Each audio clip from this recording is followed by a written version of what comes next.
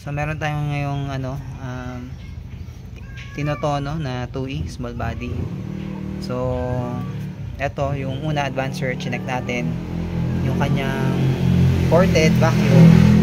So naka-condemn, sabi nung may-ari hindi nila alam kung okay pa siya. So tinest natin gamit yung vacuum gauge. So okay naman. So hahanapin natin yung ano niya, ported na connection niya dun sa carb sa likod. Tapos isa pang problema niya ito, itong idle lamp actuator.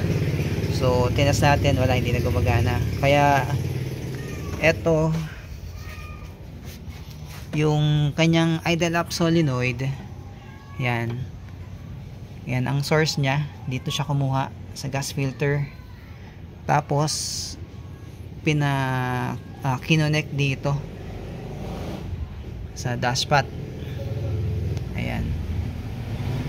So yun na, ito ang ginawang pang idle up. Nga lang ang problema, delay siya. So manginginig muna yung makina pag nag-on yung aircon, kasi nga delay din yung nito function nito pag naggasto, dahan-dahan lang nito ang sara.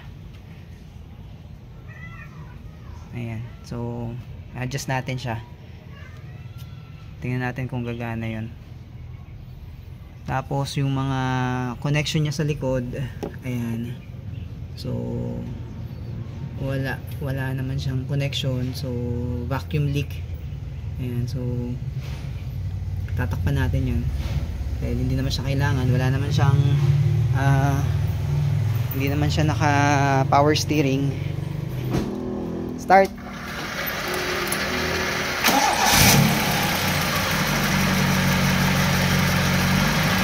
Ayan. So naayos na namin yung vacuum lines niya, yung connection, yung nasa likod. Ayan, so tinakpan na. Tapos ito yung sa ported na vacuum advancer.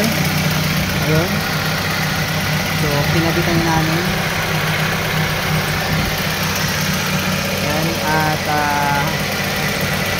yung idle niya naiset na rin namin sa 850 RPM.